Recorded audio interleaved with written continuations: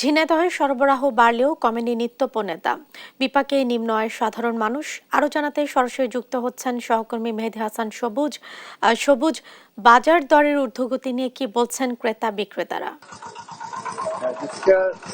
ঝিনাইদহের বাজারে কিন্তু ইতিমধ্যেই শীতকালীন যে সবজি তার কিন্তু আসলে পসরা সাজিয়ে বিভিন্ন দোকানিরা কিন্তু বসেছে।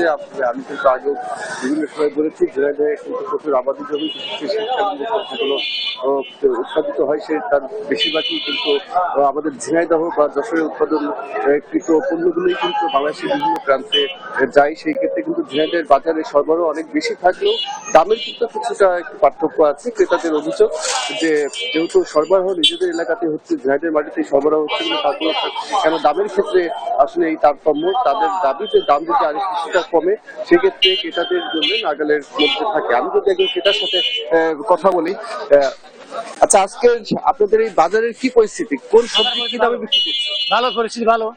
আলু আলু কত? আলু 80 টাকা কেজি, টমেটো 100 টাকা কেজি। আচ্ছা, গত কয়েকদিনের তুলনায় কম না বেশি? তরকারি দাম কম, এখন তরকারি দাম তো কম। কমছে। আচ্ছা, সিমের দাম কত? সিম 80 টাকা কেজি। আচ্ছা, বেগুন? বেগুন 80 টাকা।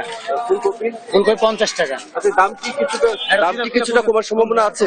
আছে, আর আছে, অবশ্যই আছে, অবশ্যই আছে। এখন শীতের তো দাম কমবে। কতদিন নাগাদ কমবে? এটা তো বলতে পারবো না ভাই, আমরা তো খেতাল না, আমরা তো ব্যাপারে কিনে বেশি। কিনে বেচেন? হ্যাঁ। জেসিকা, যেমনটি শুনছিলেন, আসলে তাদের কিন্তু বলছে যে দাম কিছুটা কমার আশ্বাস তারা দিলেন, কিন্তু আসলে কবে নাগাদ কমবে? কারণ তাদের দাবি যে আমরা কিন্তু ব্যাপারীদের কাছ থেকে আসলে কিনে তারপরে বিক্রি করি। আসলে কৃষক সরাসরি মাঠ থেকে যেটি আসলে আমদানি করে বা কৃষকের যে ফসল সেটি তারা এসে ব্যাপারীর কাছে বিক্রি করে, এবং ব্যাপারীর কাছ থেকে কিন্তু খুচরা বিক্রেতারা কিনে তারপরে তারা ক্রেতাদের কাছে বিক্রি করে। তারপরে 3 হাট বদলের পরে আসলে একটি পণ্য ঠিক কত দামে ক্রেতারা কিনছে এটি মনিটরিং করার ক্ষেত্রে কিন্তু আসলে বাজার মনিটরিং কমিটি যারা আছেন তাদের কিন্তু আরেকটি সতর্ক থাকার আহ্বান জানাচ্ছেন ক্রেতারা। এই ছিল ঝিনাইদহ থেকে শীতকালীন সবজি বাজারের সর্বশেষ পরিস্থিতি। জেসিকা।